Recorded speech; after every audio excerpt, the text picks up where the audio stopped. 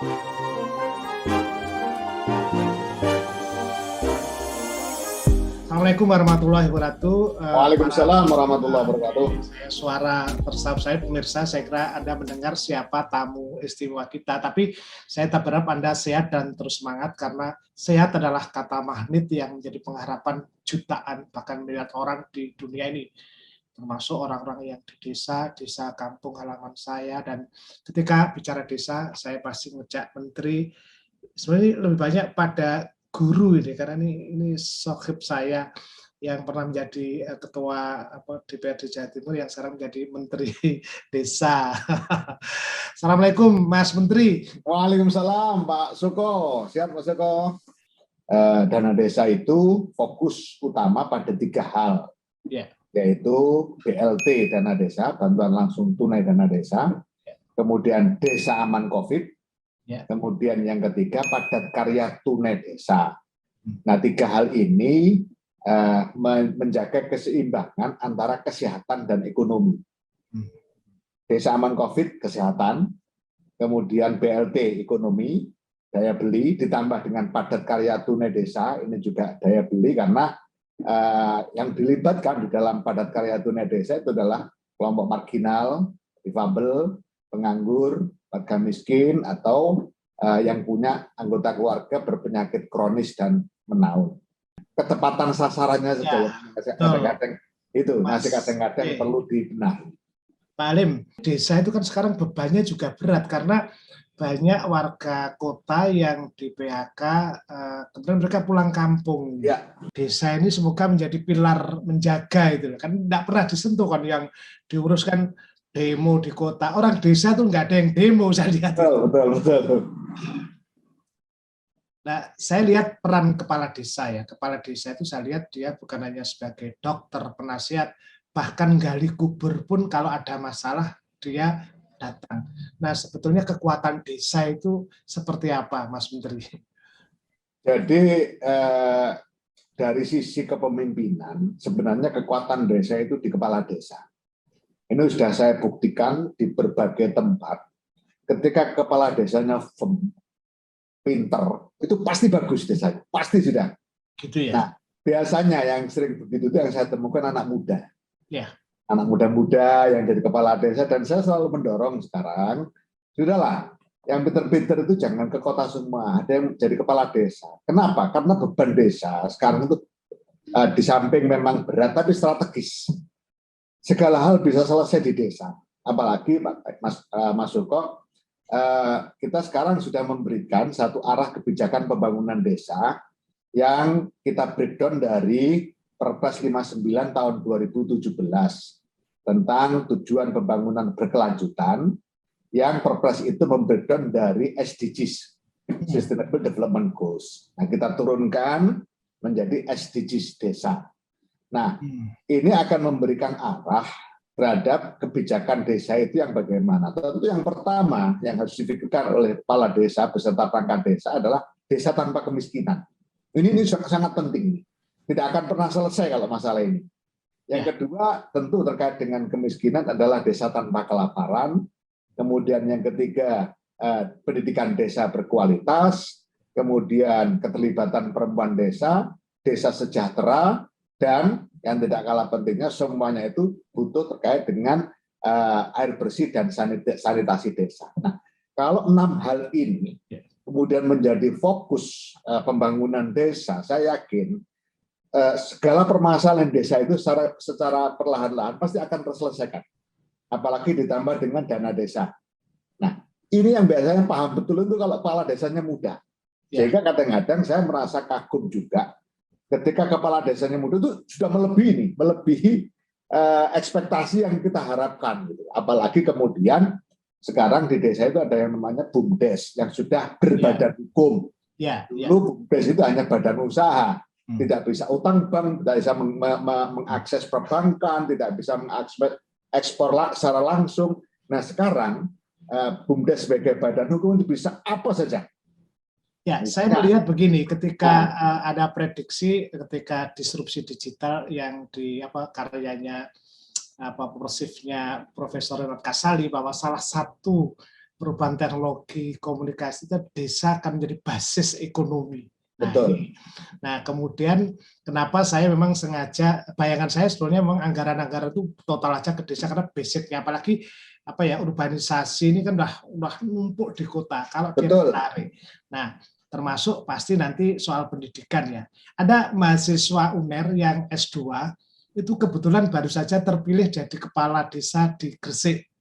Dan saya bertanya, ini perempuan, kenapa Anda mau susah jadi kepala desa?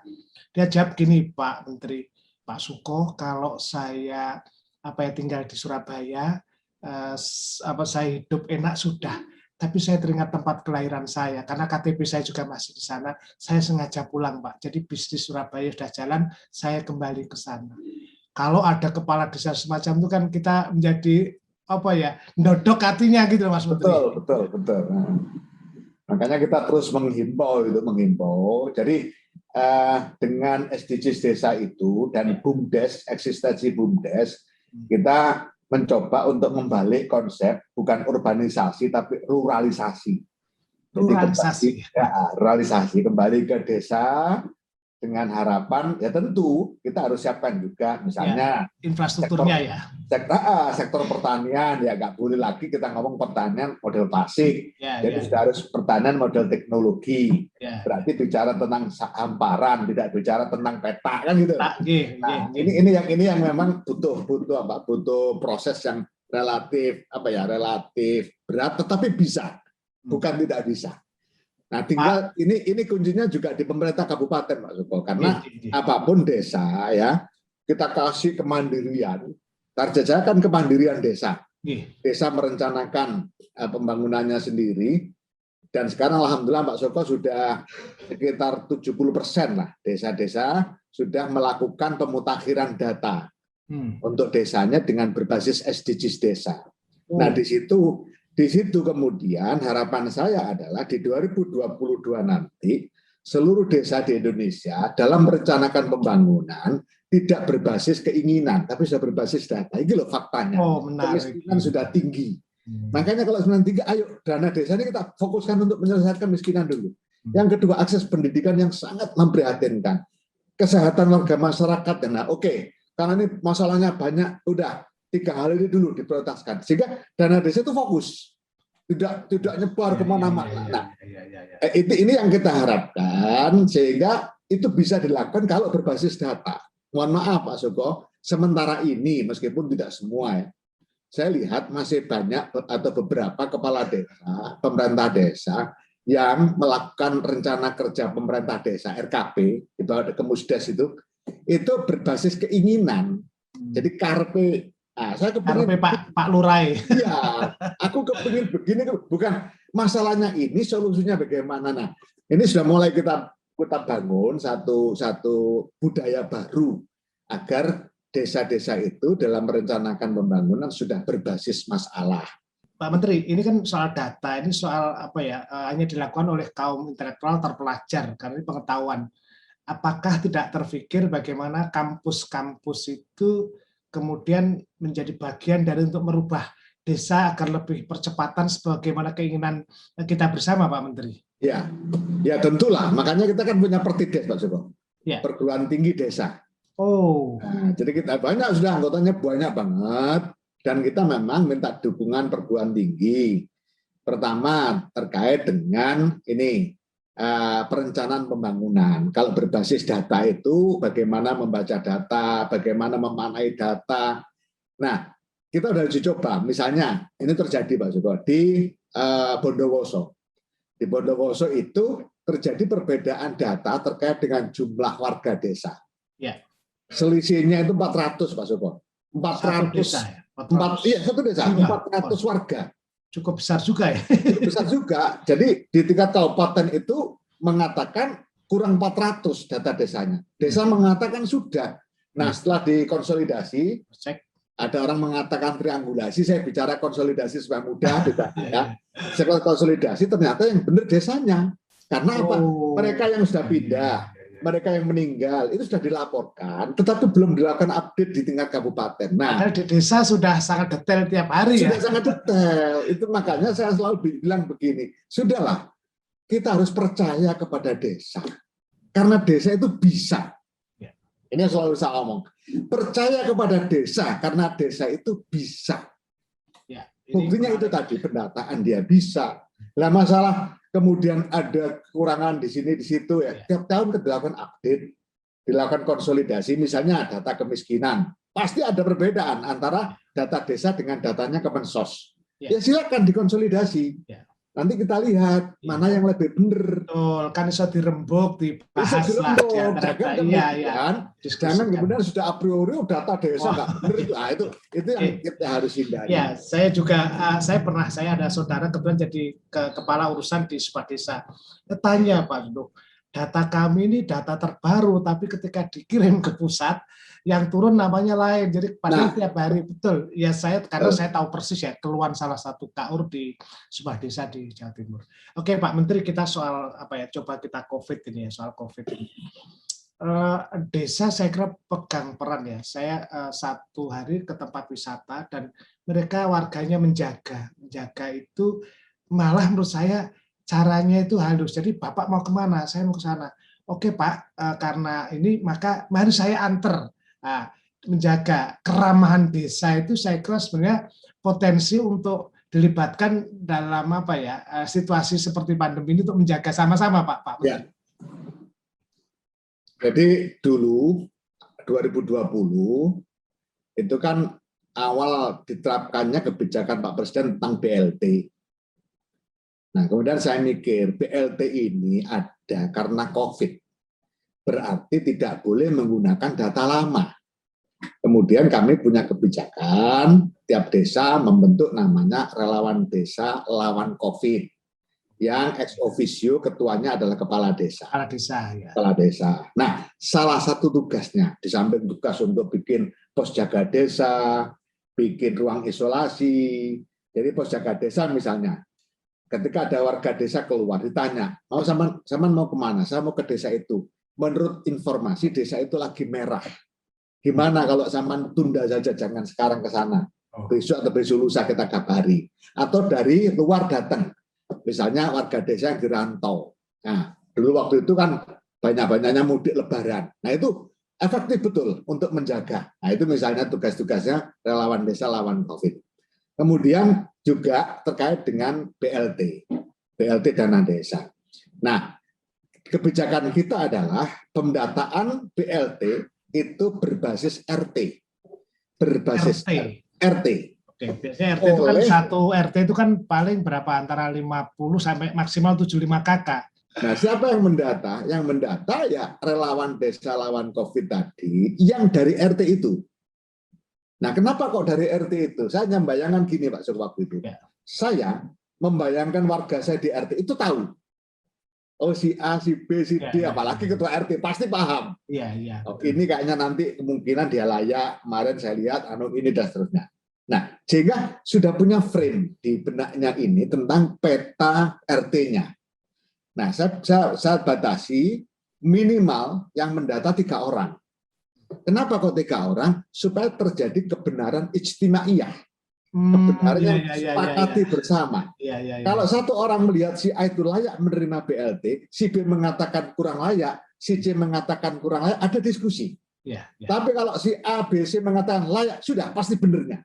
Karena sudah 3 orang mengatakan itu layak. Iya, kenapa saya mengagumi desa Pak Menteri Halim? Karena begini, kalau misalnya di kota kalau misalnya ada jenazah ya kalau COVID itu kan pasti butuh dana yang besar ya. Tapi kalau desa itu penggali kubur tuh nggak ada yang mau, paling ya binat lah berapa 1000 hanya sekedar pertanda, tapi tidak dibayar secara semacam itu. Kan kearifan desa yang saya kira bisa melakukan. Nah, itulah makanya di SDGs desa itu Pak Joko kita tambahin 1 goals lagi. Ya, kalau SDGs global kan 17. Ya, 17. Kemudian tujuan bangunan berkelanjutan juga 17. Nah, untuk SDGs ada 18. Yang ke-18 itu kelembagaan desa dan budaya desa adaptif. Jadi kelembagaan desa dinamis dan budaya desa adaptif. Ini kunci dari kearifan lokal. Jadi kita dalam membangun desa selalu saya katakan di mana-mana Jangan sekali-kali merencanakan pembangunan desa keluar dari akar budayanya.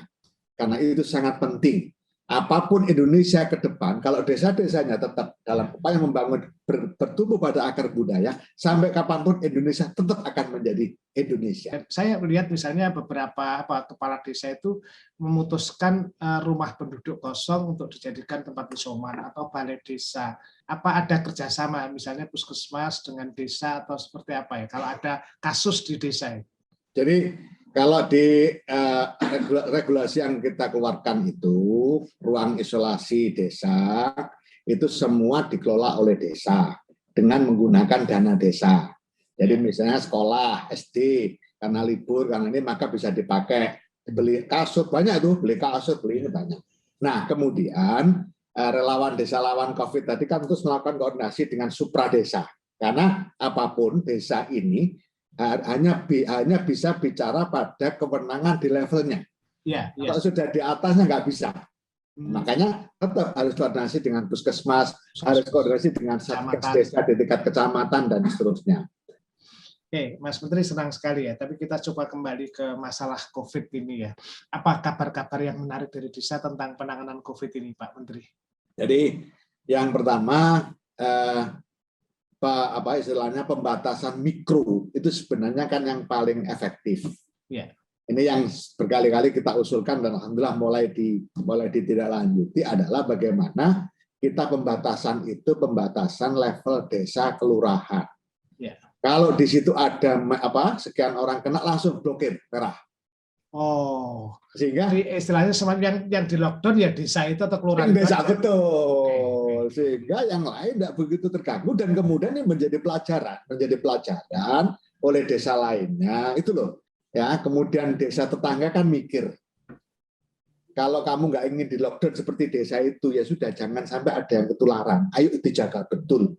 Ini yang pertama. Yang kedua, sejak awal di tahun 2020 kita sudah menggerakkan yang namanya lawan desa lawan COVID, penyemprotan, sosialisasi COVID sampai pembelian masker, cetak masker dibagikan ke warga itu sudah dilakukan. Nah, ketika itu kemudian nggak ngatasi kan bisa kemudian level kecamatan. Kalau terlalu melebar ya, oke kecamatan yang di lockdown. Saya kok yakin itu kalau yang di lockdown itu ekonomi nggak begitu terganggu kecuali di situ aja. Kemudian desa-desa lain juga akan mudah untuk mensupport. Nah, termasuk ini pengalaman di BLT Dana Desa ini, Mas Joko. Saya terharu banget. Di Kabupaten Malang itu ada satu desa yang menolak BLT Dana Desa. Di Kabupaten Malang? Iya, warganya yang menolak. Saya lupa desanya. Sampai saya cek sendiri, saya telepon sendiri kepala desanya. Pak Lurah, betul Zaman itu nggak mau dana desa, nggak mau BLT. Padahal rakyat Zaman masih banyak yang miskin. Betul Pak Menteri, bukan kami yang tidak mau, tapi warga kami. Nah, kenapa? Warga kami yang kaya-kaya tersinggung kalau BLT kita berikan. Mereka akan urunan sendiri dan akan membantu warga-warga lain yang membutuhkan. Jadi tidak mau pakai dana desa. Saya sampai terharu. Itu ada loh Pak Joko. Iya. Hanya satu desa dan itu yang lebih asik lagi itu Pak Joko.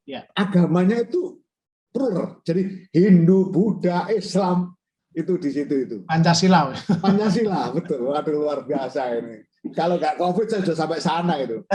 Iya, Pak Menteri, mungkin ada pelajaran yang bisa kita petik ya dan pemirsa. Saya kira COVID ini bisa diselesaikan dengan cara desa, sehingga PPKM ini tidak dianggap sebagai restriksi atau pembatasan-batasan yang harus membenturkan antara aparat dan masyarakat. Cara desa mungkin menjadi jalan tengah ketika kita lakukan, ketika humanisme jalan dan komunikasi persuasif kekerabatan menjadi muncul. Saya terima kasih nih Mas Menteri. Saya akan kabarkan kepada kawan-kawan di kampus bahwa desa ini nggak lagi seperti Anda datanya itu 2 tahun lalu. Iya. Kan bukan dari ini. Besok pun data udah siap. Betul. Itu makanya kita minta tiap desa setidaknya menyiapkan 3 personil untuk ngawal pemutakhiran data ini. Jadi updating data. Sehingga tidak harus menunggu besok. Hari ini ada yang meninggal misalnya, segera dilakukan update atas data kependudukannya. Ya. Luar biasa nih terobosan di desa. Mudah-mudahan. Ini desa-desa yang paham udah bagus banget ini. desa ini kan sepi publikasi tapi apa ya, sepi ing pamrih rawe Rame ing gawe, nyata. betul. Pak Menteri, matur nuwun sekali. Sama-sama, saya juga matur nuwun, Pak Kapan-kapan Joko. kita keliling ke desa-desa lagi. Ya. Terima kasih, sampai jumpa di lain kesempatan. Terima kasih.